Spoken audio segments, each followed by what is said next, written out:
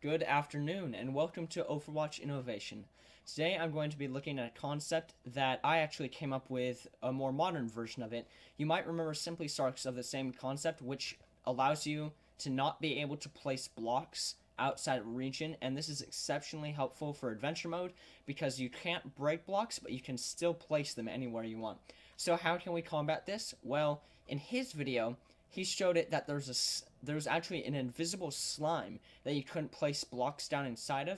The thing about that is that if you're in survival mode or adventure mode, which is the only time when it would be very useful, the slime would actually kill you when you were inside it.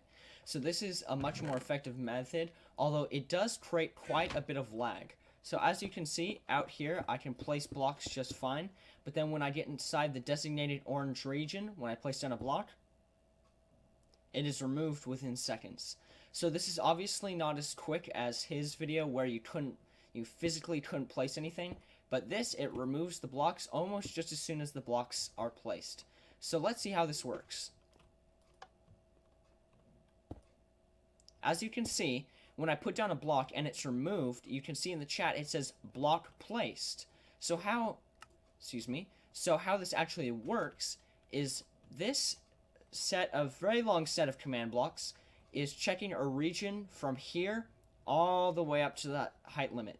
So if any blocks get within this area, then it removes them, and actually it doesn't remove them, it replaces them with air. So if I build a little tower up to here and place one out, it will still be effectively removed, and this works all the way up to the height limit.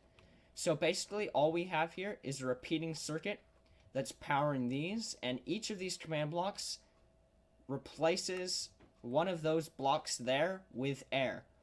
And then of course this is a system, so I can just remove that, and I can show you that when the system's off, we can place blocks fine, but then when I turn the system back on,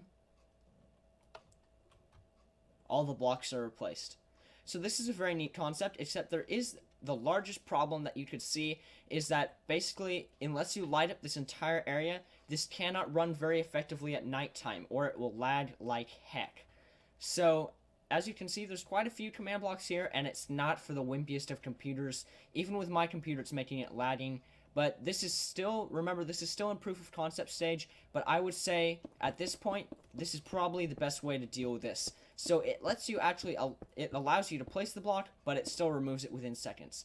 So all I used for this was Fraud Cube's Better Structures Spawner filter, and when you run the filter, the top row of command blocks fills the whole area with air, and the bottom row of command blocks fills it with whatever block you set it in the original position. So I just remove those command blocks and then set a circuit on this one. So thanks to FraudCube for that filter, and there will be a link to his channel in the description, and a link to Simply Sark's original video in the description as well.